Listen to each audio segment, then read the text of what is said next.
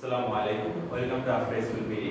তো আজকে আমাদের এইচএসসি ফিজিক্স ফার্স্ট ইয়ারের ভেক্টরের যে জিনিসটা নিয়ে আমরা আলোচনা করব সেটা হচ্ছে কিভাবে ক্ষেত্রফল নির্ণয় করা হয়, অর্থাৎ ত্রিভুজের ক্ষেত্রফল কিংবা সামান্তরিকের ক্ষেত্রফল কিভাবে নির্ণয় করা হয় যদি আমাদের দুইটা ভেক্টর দেওয়া থাকে।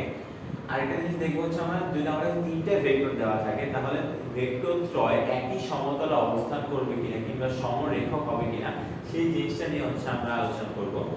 তো এখানে দেখো যদি আমাদের একটা ভেক্টর a ভেক্টর আর হচ্ছে b ভেক্টর, দুইটা ভেক্টর যদি আমাদের কাছে মনে করো দেওয়া আছে, তাহলে এই দুইটা ভেক্টর যদি ত্রিভুজের দুইটা সন্নিহিত বাহু নির্দেশ করে তাহলে সেই ক্ষেত্রে আমার ক্ষেত্রফলের সূত্রটা হবে কি half into a cross b ভেক্টরের মান। তারপরে এই যে আমি একটা ত্রিভুজ আঁকলাম, এটা হচ্ছে কি আমার a ভেক্টর আর এটা হচ্ছে কি আমার b ভেক্টর।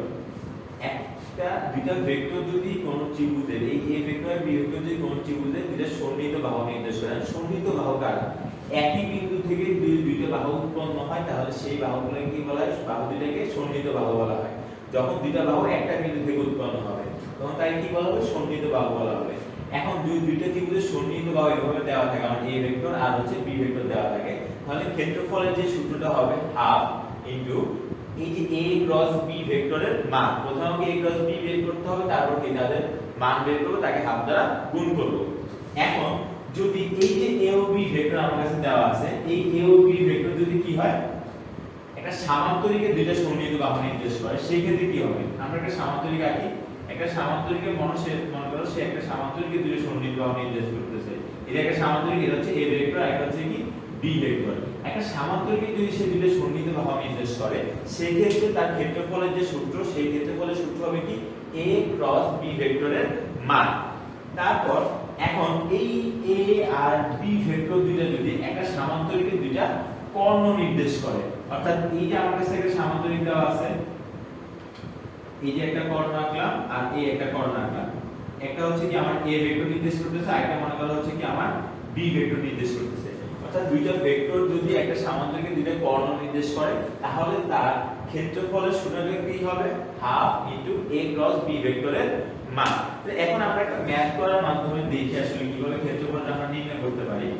তো মনে করো আমার কাছে একটা ভেক্টর দেওয়া আছে কি a ভেক্টর ইকুয়াল টু দেওয়া আছে i প্লাস 2j প্লাস হচ্ছে কি 3k। আরেকটা ভেক্টর দেওয়া আছে b ভেক্টর, এখান থেকে দেওয়া আছে কি ধরো 4i প্লাস হচ্ছে 5j প্লাস হচ্ছে কি 6k। এখন এই দুইটা ভেক্টর যদি একটা ত্রিভুজের দুইটা সন্নিহিত বাহু নির্দেশ করে সেই ক্ষেত্রে আমরা ধরো প্রথমে প্রথমটা করতেছি, ত্রিভুজের দুইটা সন্নিহিত বাহু যদি নির্দেশ করে তাহলে এটা ক্ষেত্রফলের সূত্রটা কেমন হবে, দেখো তো প্রথমে আমরা কি করব, a ক্রস b বের করব, a ক্রস b।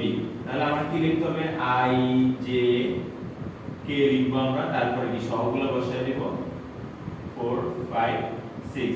এখানে যদি করি প্রথমে আমাকে i নিতে হবে, তারপর এই লাইন বাদ 12 6 গুণ 12 মাইনাস হচ্ছে 15, তারপর হচ্ছে কি মাইনাস j, এটা বাদ এই লাইনটা বাদ 6 মাইনাস হচ্ছে 12 প্লাস হচ্ছে কি k, এই লাইনটা বাদ আর এই লাইনটা বাদ 5 মাইনাস হচ্ছে কত 8। তাহলে এখান থেকে যে ভেক্টরটা পাইতেছি আমরা সেটা হচ্ছে কি মাইনাস 3i, তারপর হচ্ছে মাইনাস আর এখান থেকে মাইনাস আসবে, দুটো মাইনাস মানে হচ্ছে প্লাস হয়ে যাবে 6j মাইনাস 3k।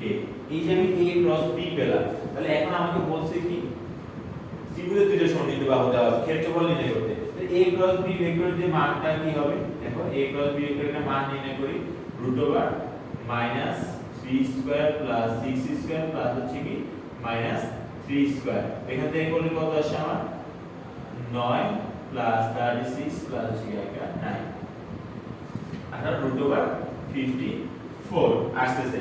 তাহলে ক্ষেত্রফলটা কি হবে, অর্থাৎ ত্রিভুজ a b c এর যে ক্ষেত্রফল সেই ক্ষেত্রফলটা হবে কি half into a cross b ভেক্টরের মান, তাহলে হাফ ইনটু হচ্ছে √54, এর হচ্ছে কি তার ক্ষেত্রফল, এত বর্গ একক। এখন ধরো ঠিক সেম ভাবে আমার কাছে দুটো ভেক্টর দেওয়া আছে, এই ভেক্টর দুটো যদি কি করে, দেখো তো এই যে দুটো ভেক্টর দেওয়া আছে এই ভেক্টর দুটো যদি কি করে আমার সামান্তরিকের দুটো কর্ণ নির্দেশ করে।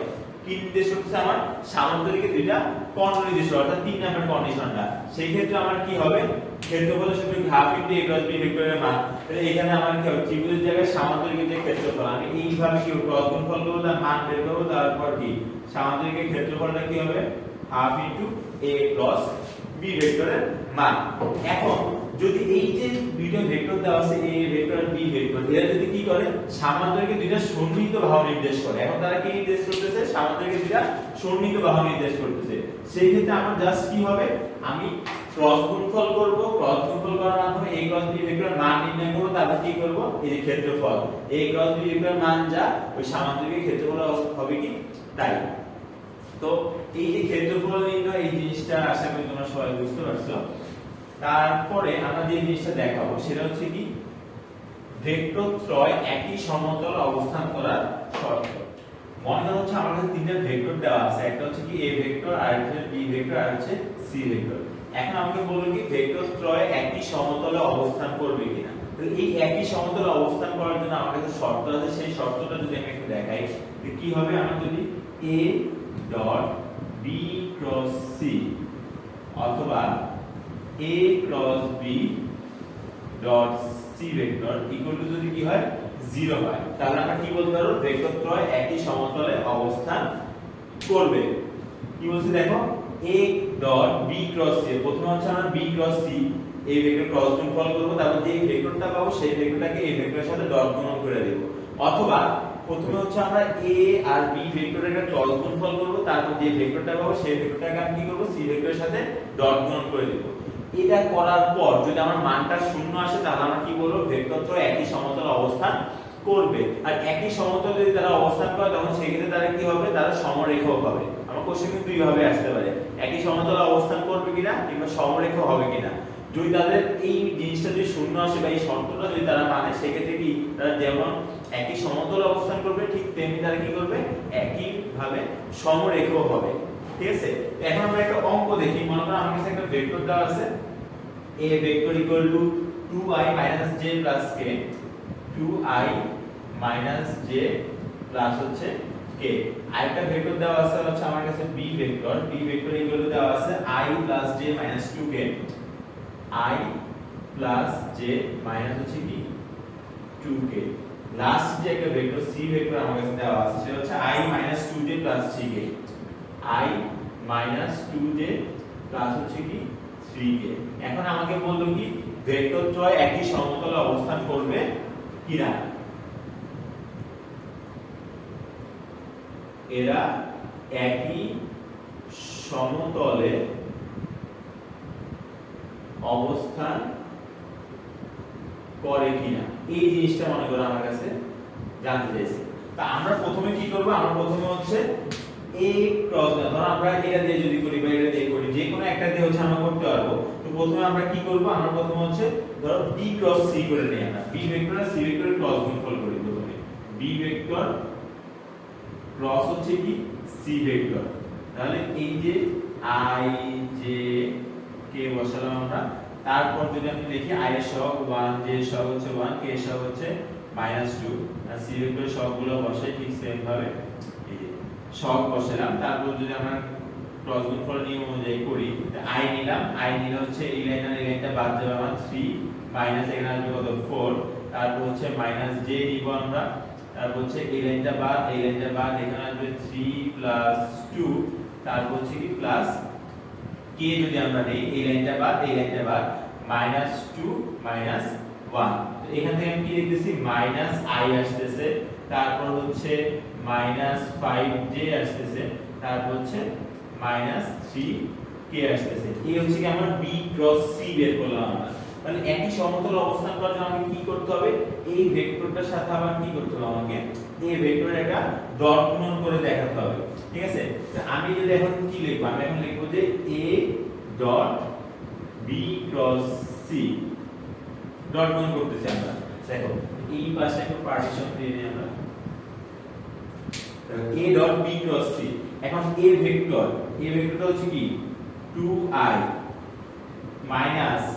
j প্লাস হচ্ছে কি k, আর b ক্রস c ভেক্টরটা যেটা সেটা হচ্ছে কি -i -5j মাইনাস হচ্ছে কি 3k।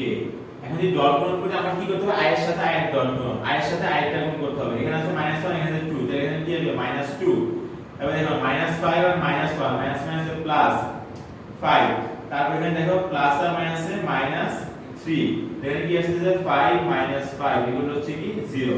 তাহলে আমি কি পাইলাম, আমার কি শর্ত কিন্তু সে ফুলফিল করছে। a dot b cross c এর মান কত আসে 0 আসে, তার মানে কি এই যে ভেক্টর তিনটা দেওয়া আছে ভেক্টর তিনটা একই সমতলে অবস্থান করবে এবং তারা কি হবে সমরেখ হবে। আমরা এই উপরে কিন্তু অন্যভাবে করতে পারি, প্রথমে আমরা a ক্রস b বের করতে পারতাম, তারপর তার সাথে কি করতে পারতাম c এর ডট গুণ করতে পারতাম, সেই ক্ষেত্রে দেখা যেত কি আমার তাদের ওই ডট লাস্টে ডট গুণ করতাম, সেখান থেকে 0 পাইতাম আমরা। তার মানে কি তখন আমরা বলতে পারতাম কি ভেক্টরগুলা একই সমতলে অবস্থান করতেছে। তো আজকের ক্লাসে হচ্ছে এতটুকুই ছিল, আশা করি হচ্ছে তোমরা বুঝতে পারছো। আমরা নেক্সট ক্লাসে হচ্ছে ভেক্টর ক্যালকুলাস নিয়ে কথাবার্তা বলবো। আজকের জন্য এতটুকুই, আল্লাহ হাফেজ।